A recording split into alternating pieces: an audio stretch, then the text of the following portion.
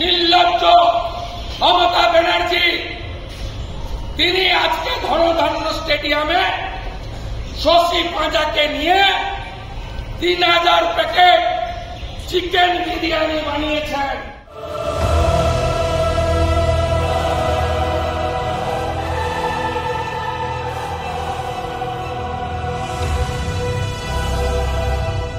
সাধারণ মানুষের সেবার ব্রত নিয়ে আসা মেটার যে এই পরিণতি হবে কে জানত?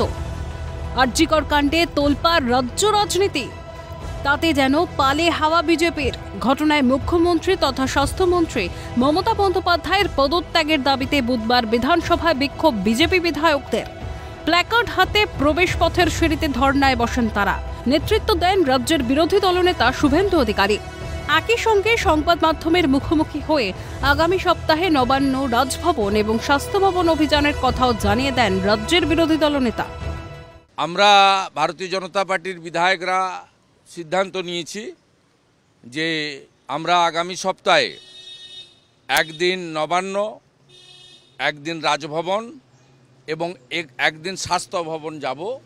শান্তিপূর্ণ উপায়ে সীমিত সংখ্যায় আমাদের যে ডিমান্ড, স্বাস্থ্যমন্ত্রী তথা মুখ্যমন্ত্রীর রেজিগনেশন।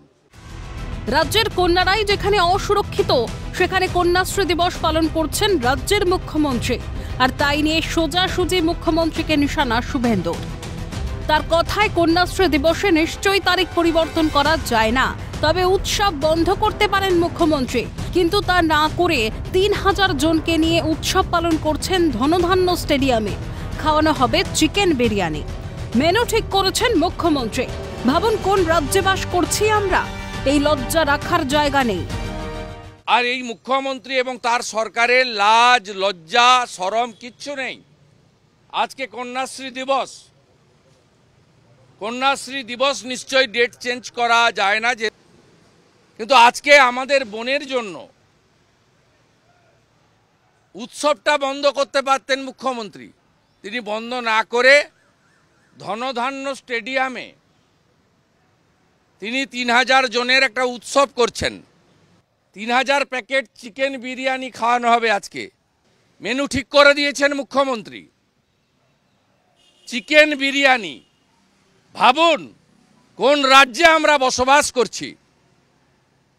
এ লজ্জা রাখার জায়গা নেই। সরাসরি মুখ্যমন্ত্রী তথা পুলিশ মন্ত্রী এবং স্বাস্থ্যমন্ত্রীর পদত্যাগের দাবি শুভেন্দু অধিকারীর।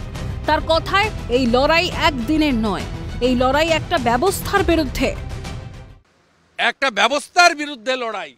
এ লড়াই একদিনের নয়, এ লড়াই অনেক দিন চলবে, যতদিন না মমতা ব্যানার্জি প্রাক্তন হচ্ছেন।